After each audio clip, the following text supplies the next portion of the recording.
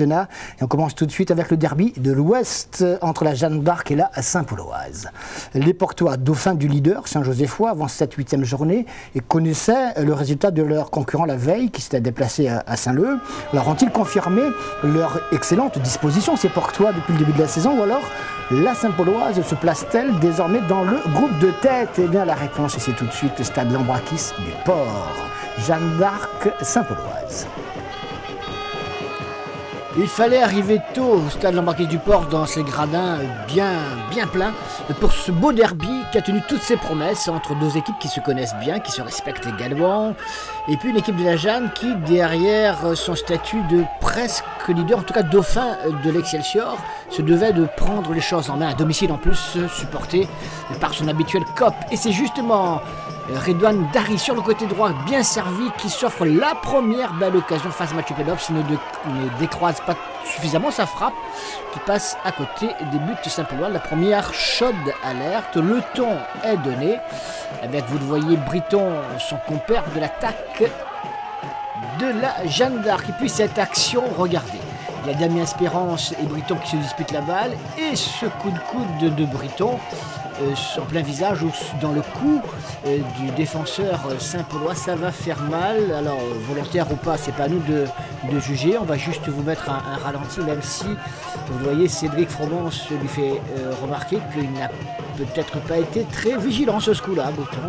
Regardez donc, le choc est terrible puisque le jeune défenseur de cette équipe Saint-Pauloise devra être évacué par les pompiers en direction de l'hôpital. Du coup, il faut procéder à des changements sur le plan tactique parce que sur le plan sportif, le match va continuer malgré ces quelques 20-25 minutes d'interruption nécessaires pour apporter les premiers soins et ensuite l'évacuation, je vous le disais, par les pompiers portois de Damien Espérance vers le centre hospitalier.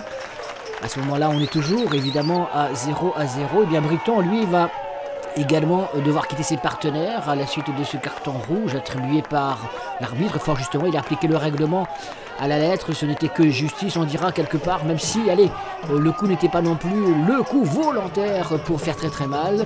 C'est un acte de jeu bien malheureux et bien maladroit. Alors, la réaction Saint-Pauloise avec ce tacle totalement raté de Gérard Hubert, le capitaine Saint-Paulois sur Redouane Dari, et le carton jaune pour le joueur Saint-Paulois. Les choses vont rentrer dans l'ordre au fil des minutes et on va enfin assister à une rencontre très animée avec une première occasion pour l'équipe Saint-Pauloise à la suite de ce lob de Siala Chamba qui passe au-dessus des buts de Grégory Posé. Ludovic Lagourde, l'ex-portois blessé, laisse sa place à Antoine Razolofo qui va animer l'attaque Saint-Pauloise. Et de quelle façon du reste, parce que c'est lui qui va se créer la bonne occasion face à Grégory Posé, mais ne parvient pas à ajuster la sortie du gardien portois. On s'approche tout doucement de la mi-temps et avec un joueur de plus, vous l'avez évidemment noté, les Saint-Paulois se créent les occasions et encore cette fois Razolofo qui frappe juste à côté, en tout cas qui se fait contrer au tout dernier moment, on en restera là. La danse portoise, ça ne marche pas sur ce coup-là, le maire est toujours là, le score lui il est toujours de 0-0, la Jeanne doit tenir, doit s'organiser pour au moins conserver ce résultat. On écoute, allez, les chansons portoises, le temps de la mi-temps.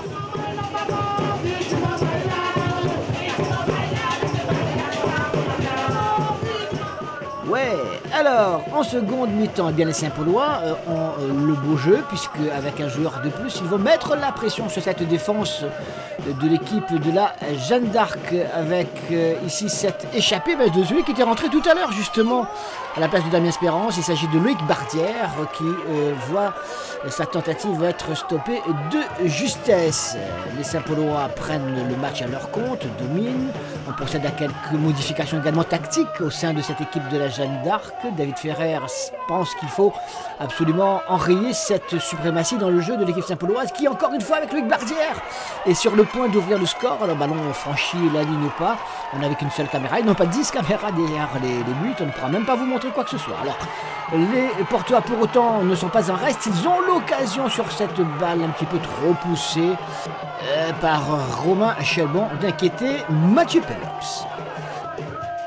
La Saint-Pauloise a beau jeu et avec ce joueur de moins, c'est Larry Edmond qui est sur le point d'ouvrir le score sans cette parade des pieds de Grégory Posé. Et finalement, les Saint-Paulois vont marquer l'unique but de cette rencontre à la suite d'une grossière erreur. Regardez, Zadi.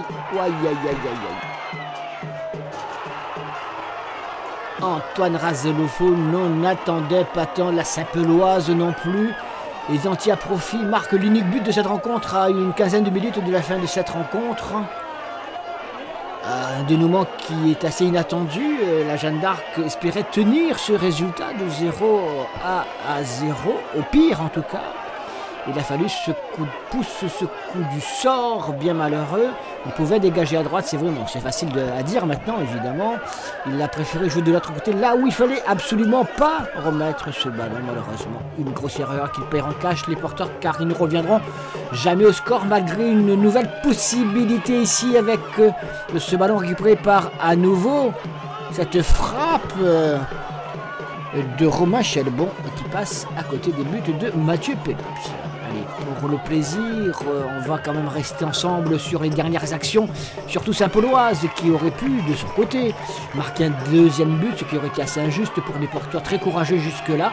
Chelbon qui tente sa chance, là, encore une fois, d'un tir croisé, puissant qui passe au-dessus de la cage de Saint-Pauloise, comme quoi ils auront tout essayé pour trouver l'égalisation. Il n'en sera rien, donc 1-0, une victoire Saint-Pauloise importante après celle acquise par les joueurs